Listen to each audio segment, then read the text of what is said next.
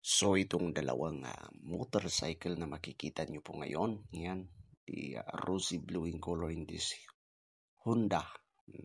Diba? So yung naging kaso naman po ng mga ito, kaya nakarating sila dito sa ating office is isi-safekeep po natin sila kasi allegedly itong isa is carnap, itong rosy. Problem natin is yung nag-drive nito, peke yung lisensya, tapos wala pang supporting documents to claim na talagang sa kanila yung motorcycle. Itong isa naman, nag-change plate po siya, illegal transfer of license plate, at hindi na naman nila ma-prove na sa kanila yung plaka. Kaya ingat po kayo dyan ha, baka nanakawin po yung plaka nyo, tapos ito ang mangyayari. Pupunta sa mga ibang lugar, gagawa ng mga violation, di ba? Kaya ang sinasabi nga natin palagi na always po sana is i-secure nyo po pag nakawan po kayo ng plaka, o di ba? Or nahulog nyo, i-blatter nyo para kung meron mang ganito ulit na mangyari, at least protected po kayo ha, para madali po nating malaman, mailigtas nyo po ang mga sarili nyo, lalong-lalo na baka ang lalaking violation ng kanilang ginawa or magagawa. Saan nyo na-retreat to? Yun po Camp Ampersand po. Sino nag-release sa inyo yung motor? Nandun po sa XPG. Sa XPG po. Sir, pangalan na XPG? Sir, oh. Fake na ba yung lisensya?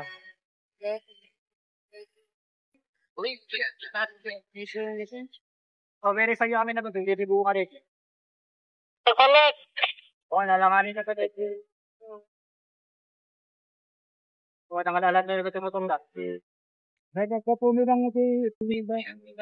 Yan na ganun yung SPG na nag-release ita. Hindi ko namin alam kung alam. Basta, Napunta lang po kami sa XPG. pwede mo na direct sa SPG. Okay, Madam. natin sa SPG to. Magkano binayad mo rito? Si daddy ko po yung nandun. Ha? Hindi ko pa alam ID. kung magkano itong Ano ko ng mga ID nyo? Lahat kayo, lahat kayo. Yung IT ko wala. So, kinuha ni tatay mo to para sa'yo. Saan niya nakuha? Kasama lang, kasabay lang ito na. Sir, verify mo man license na, awan? Ay, license ako, wala. Pumunto lang dito. Oh. Sir, ikuha na lang natin yan. I-safe keep muna natin. Prove mo muna nila na kuhan. Kasi wala eh. Questionable kasi no. Kahit galing sa karnap to, sabihin nyo, at least meron din man lang documents. Sa baling ang plaka. Bakit naglagay ka ng ibang plaka? Natakpol kami po pa. Hindi nga. Muli kami. Dapat yung plaka niya pa rin. Kasi yung nilagay mong plaka, edi violation na naman yan. Plate po yung ginamit mo. Pasay ko lang. Verify na uno. Pasay ko lang. Ay, mas matilungat. Iapantayin sa pa lang na ito yung officer. Ay, boss, tilungat. Wala. Questionable tong ginawa nyo. Wala kang license. Ang kasama ko po. Hindi, ikaw. Ko lang po ito, sir. May license ka daw. Wala kang lisensya. Wala. Radyo ka, Ruli. Dito ay pag may isa. Ikaw. Wala po akong dala. Wala po. Wala ka ring license. Pike yung license mo, madam. O, ikuan muna natin to ha. I-safe keep muna namin yung mga motorcycle nyo. I-safe keep muna namin, i-verify namin yung mga owners. Or at least, i-prove nyo man lang na sa inyo talaga tong mga motor.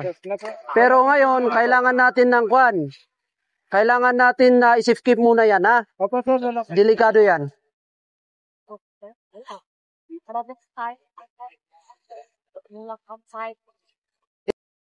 Kuan mo dyan opisina.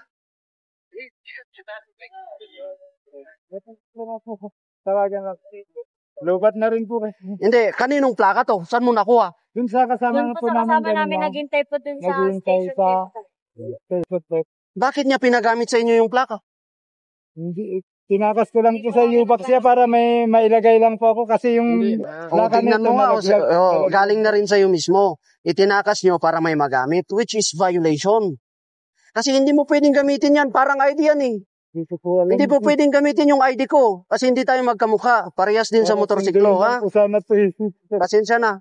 Sige, yapan mo pa lang tayo yung office. O, ganito. Ipunta muna natin to sa opisina. I-safe keep muna doon, ha? Tapos, kailangan ang pumunta doon. May lisensya. Tapos, i-prove nyo na sa inyo tong dalawang motorcycle, ha? Kahit man lang sales invoice o RCR o whatsoever. Okay?